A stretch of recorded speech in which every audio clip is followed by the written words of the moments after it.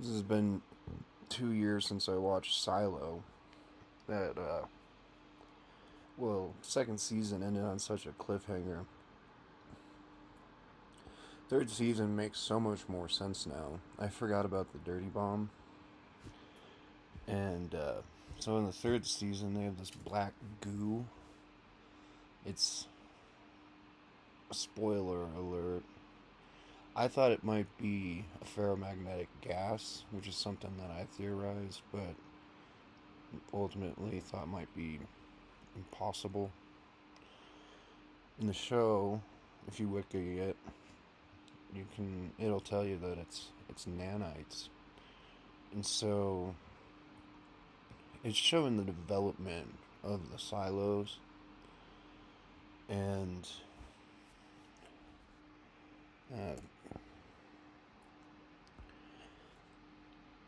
I think that the nanites were then originally made to divert from war, but then they end up being used against us and ourselves.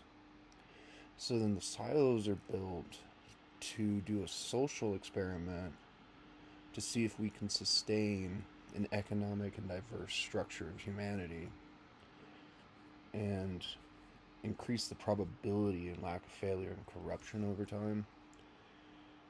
But then I'm guessing the safeguard was later designed as a means to, it probably started off as like a networking system in case the silo starts failing. So the people that are originally put into the silos would want to keep living as they did, because they're most likely going to be the richest people on earth, right?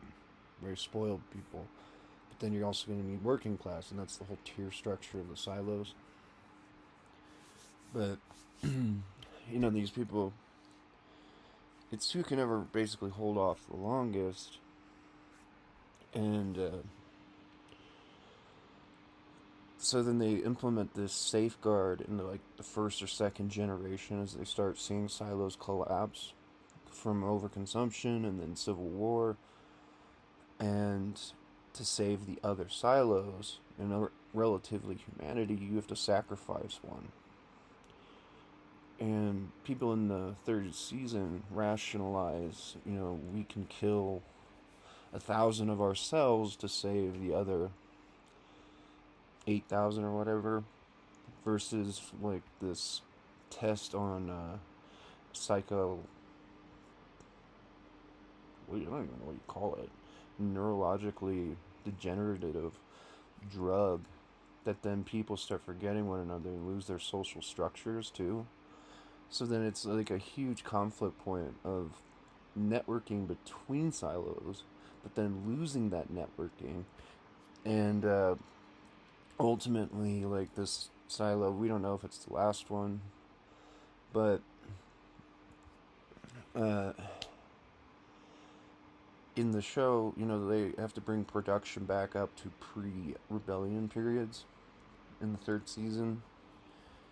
And they forgive the people that were basically in the rebellion, except for a few of the main characters, which I think is just implemented for mystery of who these people are and where they went. Just keep developing writing.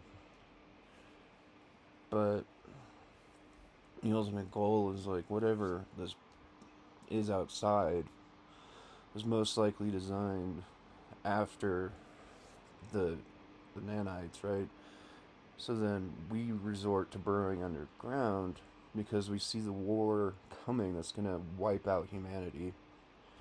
And it's not going to be the first attack, but then eventually, because this is so heavily classified, that whatever wealthy person, because I think they mentioned a unicorn, this guy, the richest guy on earth, was going to make a unicorn, but this other billionaire wanted to hunt it. And so that's another foreshadow, I think.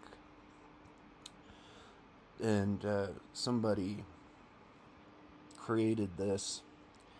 Initially, it starts off as a defense system, but then ends up working against us, which then we destroy the defense system and start a war that we can't stop. And so, uh, how do you know, you, as we know in science now, there's isotropic fungi. I think that's what it's called, isotrophic. That in Chernobyl is reducing radiation levels. And if they had that technology, then they could clean the earth after, the nuclear fallout. But I'm guessing whatever silos implemented like a main core structure, because it would have to be a grid network. I mean, that's how I would do it. And there's got to be a main core structure, how the AI functions between separate silos, and how you can activate the safeguard. So let's say that the main AI itself doesn't actually activate the safeguard. It initially is activated from another silo defending that one, where then they network the safeguard procedures. And so, like, the potential harm to a silo, if this next one that's interconnected to defend that one and the next and so on, then fails, you would have to organize the core societal structure too in a matrix system of the silos that isn't just, it's three-dimensional essentially, right? So it's on z-axis, y-axis, x-axis.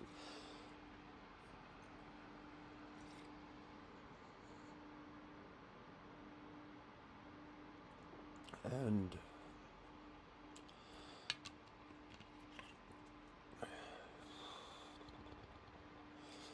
so that all gets buried down, and they hide stuff. That's why they don't give people hope, because they know that they can't even develop it because they can't sustain what they. This is very similar to my old thought experiment, actually. If we design something that sustains humanity, can we relearn to sustain it again in the future if it's designed to collapse? And so each silo is eventually failing. My allegory was about free energy, and I wonder if they were inspired by me. I don't know. It's very similar now that I think more deeply about it. And so the silos can't develop the isotropic fungi. I'm guessing that's what it is needed.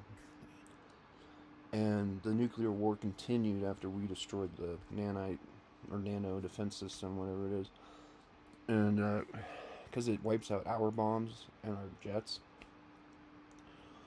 And so the silos are eventually going to fail because we can't rebuild on the surface after humanity's been wiped out, and we form a fundamental economic structure, diversity, and intellectual capacity.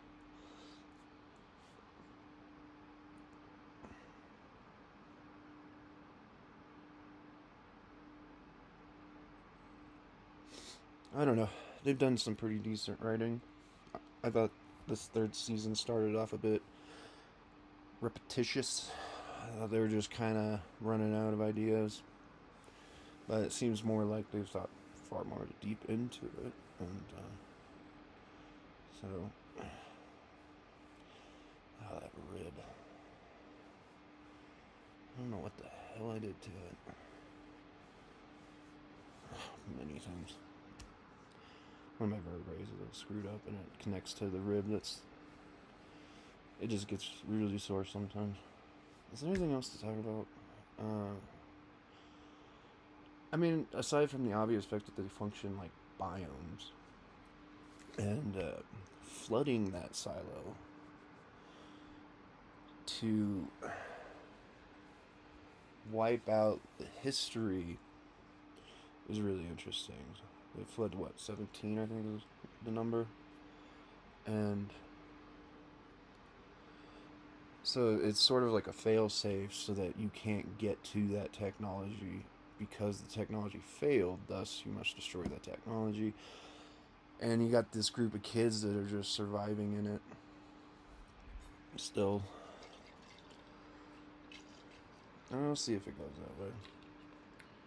Have to wait a whole another year though.